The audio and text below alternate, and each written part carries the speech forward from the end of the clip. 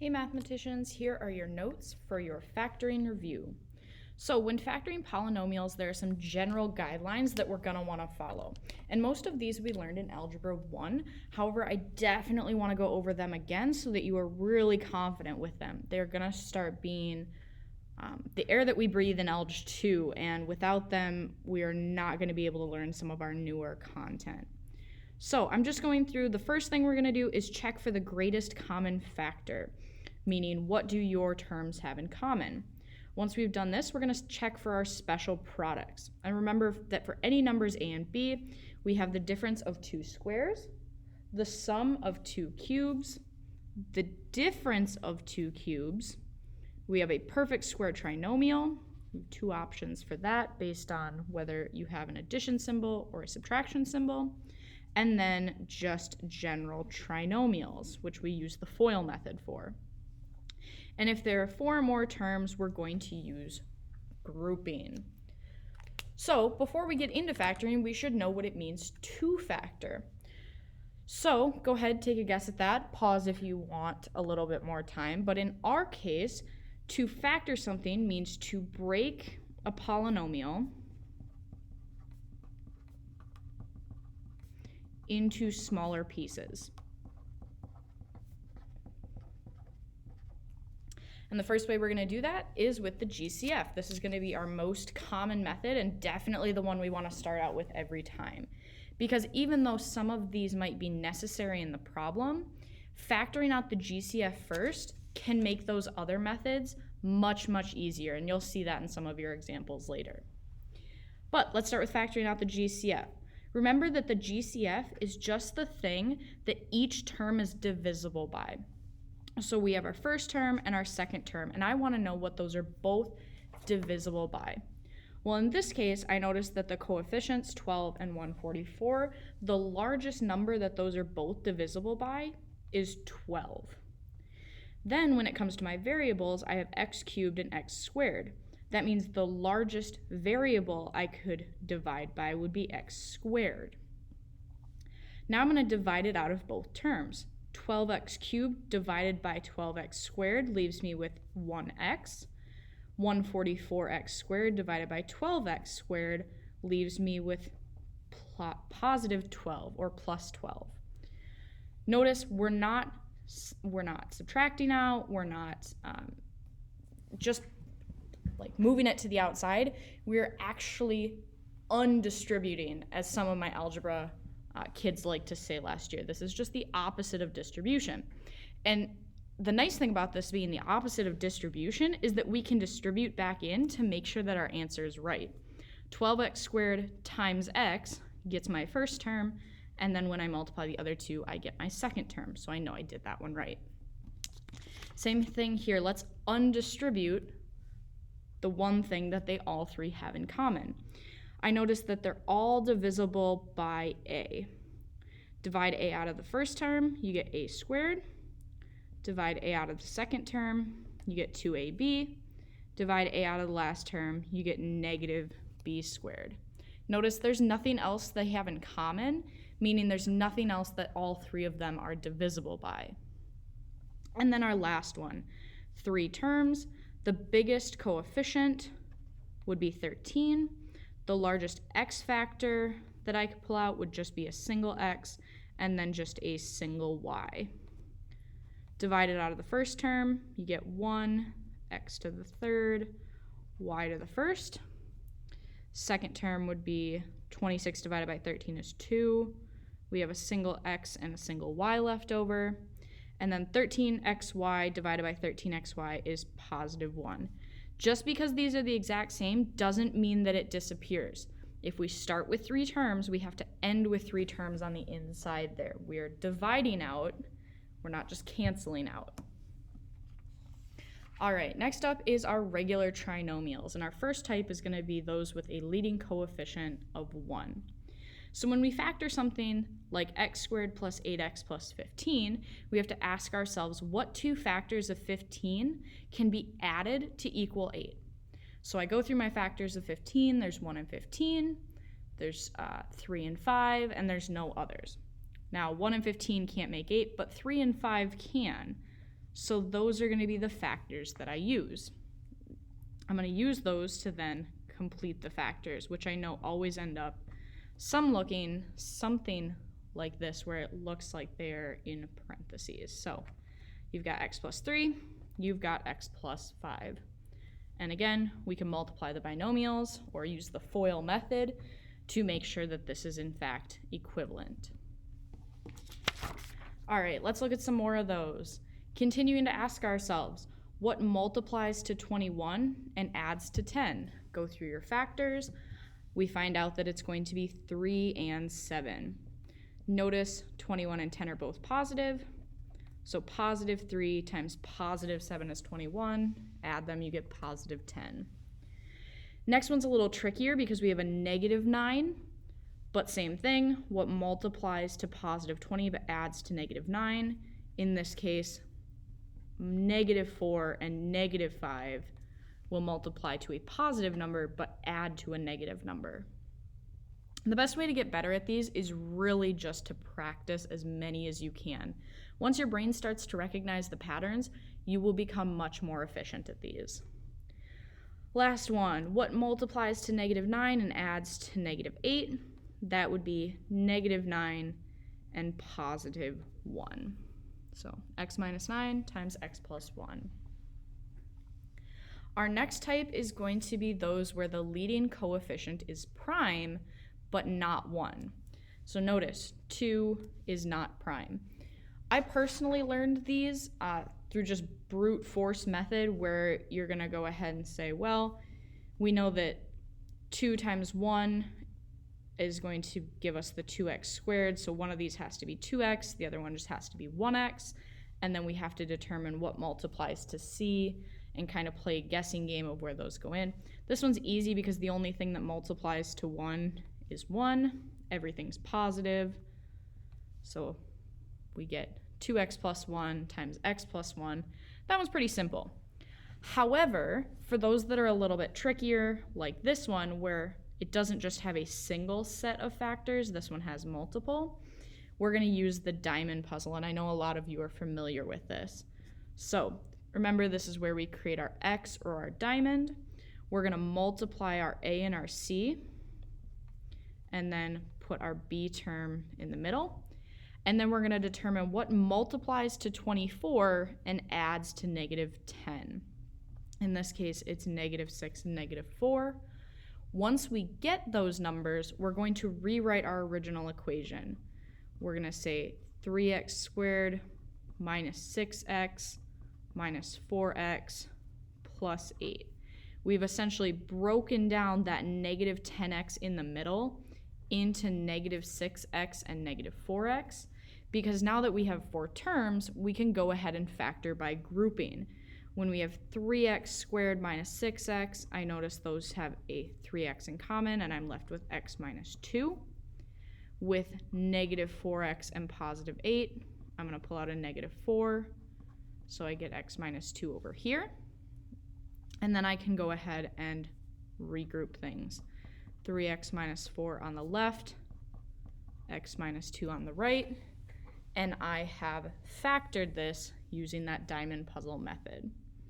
So my final answer would be 3x minus 4 times x minus 2. So you can use either method, brute strength or the diamond puzzle. I am totally fine with both, and I actually, depending on the problem, will use the diamond puzzle myself. So this one, 5 times 18 is 90. I put negative 47 in the bottom. I know that 45 and 2, when they're both negative, will multiply to positive 90 and add to negative 47. I'm going to go ahead and rewrite this original problem.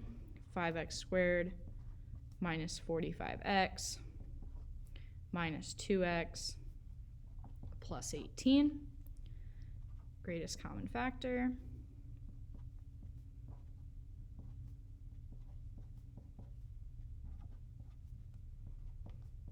Notice when you do this, your 2 sets of parentheses need to be the exact same so that you can group them together.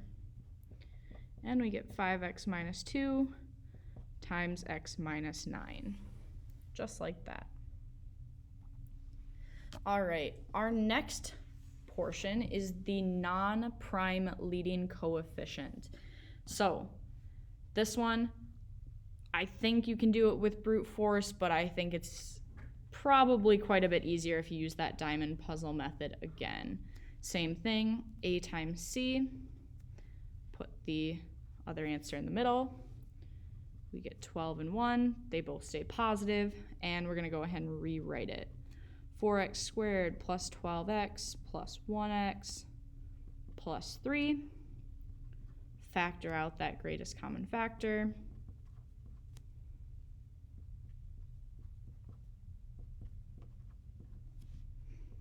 (4x plus 1 times x plus 3).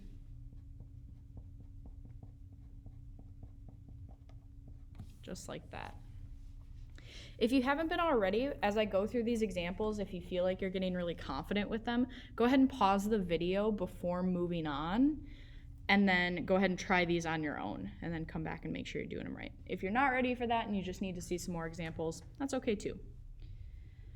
All right, next one, super gross. It's gonna be a really big number, but we're gonna go ahead and do it. 12 times 63, 756. And 1. So I know these have to be within one of each other in order to add to 1. And because this is a negative and this is a positive, I know one of them is going to have to be negative. So my trick is I'm actually going to take the square root of 756. I notice it's 27.49. Let's see if 27 times 28 is 756. Hey, look at that, it is. So taking the square root, I get two numbers that are really close to each other. So I know it's going to be 27 and 28. In order to have a positive x, I'm going to make the smaller one negative. All right, and then we rewrite, of course, 12x squared, 28x, negative 27x, minus 63. Those both have a 4. 3x plus 7. This would be, both have a 9x. Oh, this would be 3x. This would be positive 7. So my final answer is 4x minus 9 outside of 3x plus 7. Just like that. All right, and one more at the bottom here. 6 times 15, I always recommend for these larger ones having a calculator nearby. 90, 23. I know 3 and 30 will do it. 45 and 2. Is it divisible by 5? 5 and 18 will do it. Since they have to multiply to be positive and add to be positive, these are both going to be positive numbers. 6x squared plus 18x plus 5x plus 15x.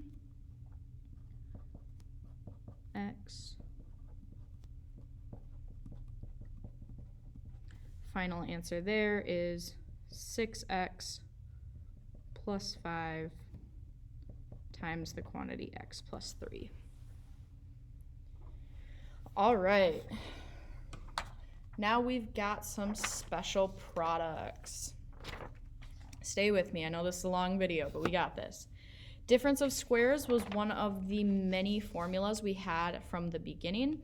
I think this is a really useful little box to have. So if you don't want to just keep this note sheet out all the time, I would just suggest getting a 3x5 note card and writing these down in order to study, whether it be to memorize them so that you don't have to have the card, or to just use them as you're working on your homework. Both would be a great option.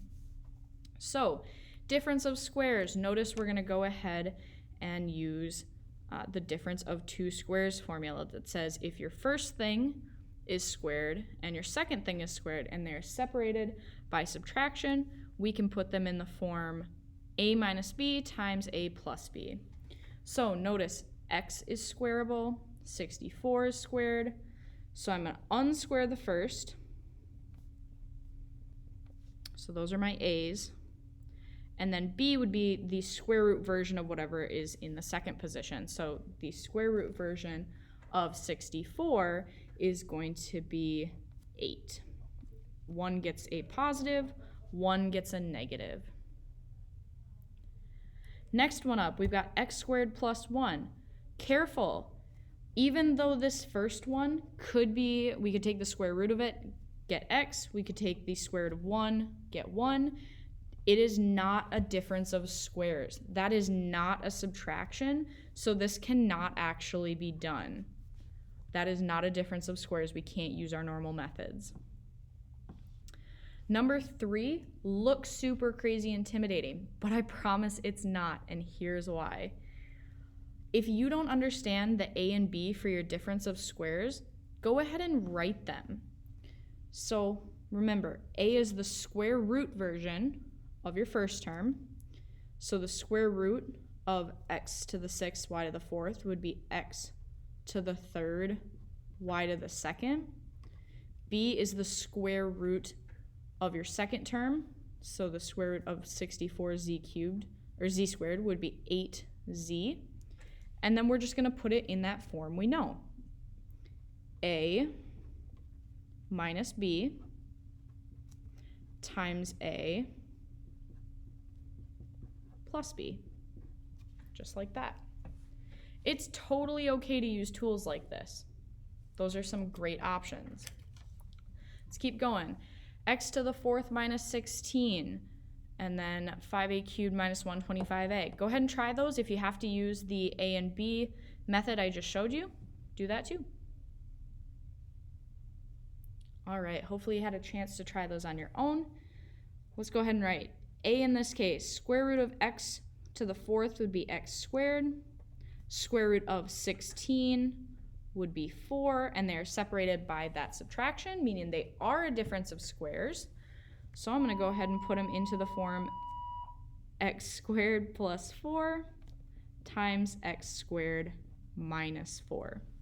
However, careful, you should notice when you get here that you have x squared minus 4. Guess what? That is another difference of squares. So if we do a factoring technique, but we're not quite all the way done, we may have to use the same technique or a different one again. So in this case, a is going to be x, b is going to be 2, and I'm going to rewrite this one in an even more simplified form of x plus 2 times x minus 2. So I am able to break down that difference of squares even further. Make sure you are always simplifying completely, not leaving it partially simplified as we would be if we left it here. All right. And then last one up, we have 5a cubed minus 125a. This doesn't look like a difference of squares, and it's not yet. Before we can actually use the difference of squares, we should notice that these have something in common. Not only are they both divisible by 5, but they're divisible by a.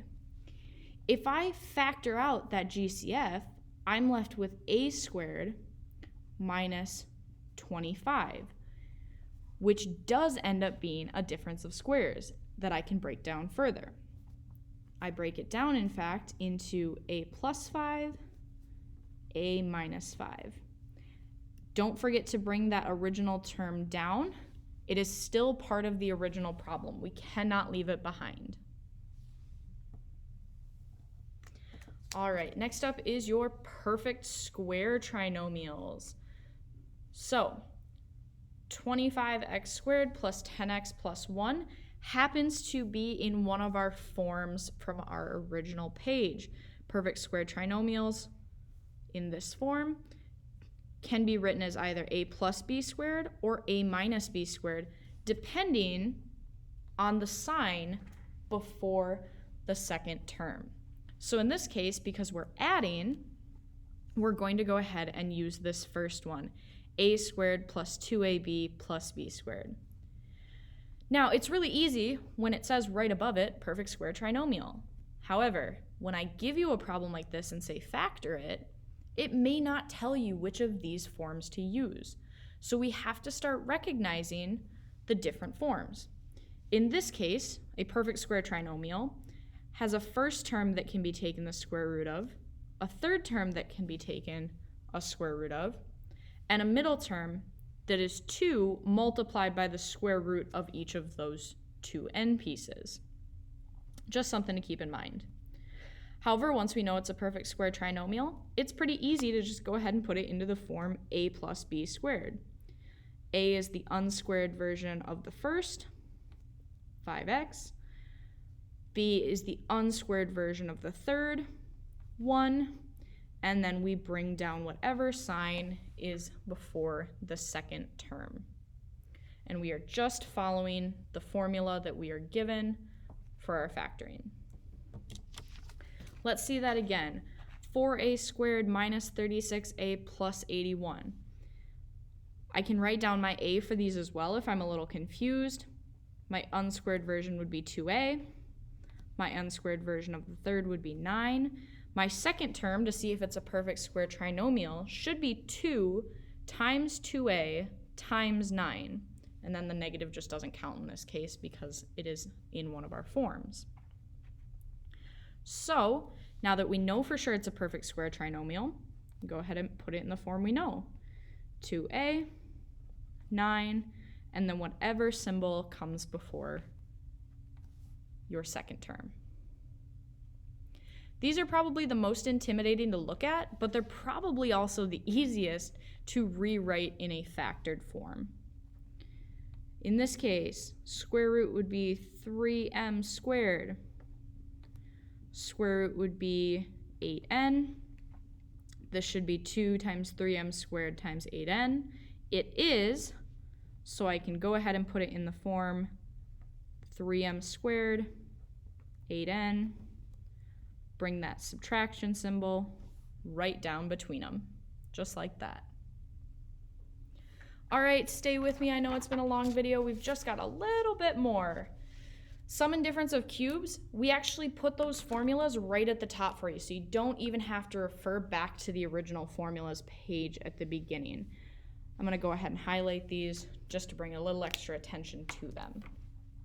So if something is in the form a cubed minus b cubed, we can rewrite it in the form a minus b times the quantity a squared plus ab plus b squared. This one especially, because we're going from something so small to something so drawn out, I really encourage you to write a's and b's down for this one. So if I have x cubed minus y cubed, that's obviously in this form. My a is going to be the cubed root version of my first piece. Notice this is a cubed, this is a. So the cubed root version of x cubed would be x. The cubed root version of my second term would be y. So now we're just going to start plugging things in. A minus b, this would be x minus y, times a squared plus xy, ab in that case. So x squared plus xy plus y squared. It's kind of like a puzzle piece. Just a little bit. Once you've broken down, you look at your pieces, you determine where they go. It's just about substituting them into the formula. All right, here's another tricky one. 8m cubed plus 27. That may not look like a sum or a difference of cubes, but it is. The uncubed version of the first is 2m. Remember, we're taking the cubed root of 8, which would be 2. The cubed root of m cubed would be m. And then the cubed root of 27 is 3. Once we get that, we're just going to plug in our puzzle pieces. This is a sum of squares, so I'm going to say a plus b times the quantity 2m squared. I need to square that entire first a, not just the m. I'm not going to write 2m squared. I'm going to write the entire quantity 2m and square it. Minus 2 minus ab, so 2m times 3 plus b squared. That one doesn't have a second term attached, so I can just write it that way. Please don't leave it that way. Please clean it up a little bit, make it look mathematically appealing. 2m squared is going to be 4m squared. 2m times 2m is 4m squared. Minus 6m plus 9. Double check, make sure there's no other adjustments you can make. I'm actually going to go ahead and tell you right now, I see this is something I can break down further. Whether it's a regular trinomial that I have to factor using that diamond puzzle or not. Go ahead, pause the video, see if you know which method you're going to use to factor that second set of parentheses, and then come on back and see if your method was the same as mine. All right, hopefully you gave that one a shot. If you didn't see it right away, that's okay. This is actually going to be our perfect square trinomial, a squared minus 2ab plus b squared. Meaning I can break this down into the set, the unsquared version of the first, the unsquared version of the third, and then subtraction and addition, just like that.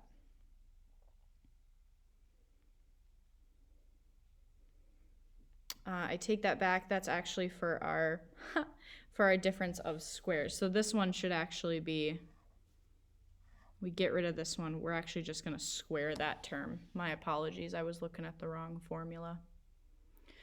This still holds. We still unsquare the first and unsquare the third. We just square the entire thing. We don't write the positive version, because that would be -3 times +3, which would be -9. My bad. All right, 2m plus 3 times 2m minus 3 squared. All right, 27x to the 6th minus 125y to the 6th. There's the bell. But same thing here. Gonna go ahead and find that a. In this case, it is 3x squared. My b is 5. Y, this would be squared as well. And let's plug it in. 3x squared minus 5y squared times a squared, so 3x squared squared. This is minus, so this is plus. A times b, so 3x squared times 5y squared plus b squared. Just like that. And then, of course, let's clean that up a little bit. 3x squared minus 5y squared. This becomes 9x to the 4th plus 15x squared y squared plus 25y to the 4th. And as awful as that looks, we actually cannot simplify it any further, so we are done with that one. All right, last but not least, and one of my favorites actually, is grouping. We did this a little bit when we were factoring the regular trinomials, but let's just do another quick review.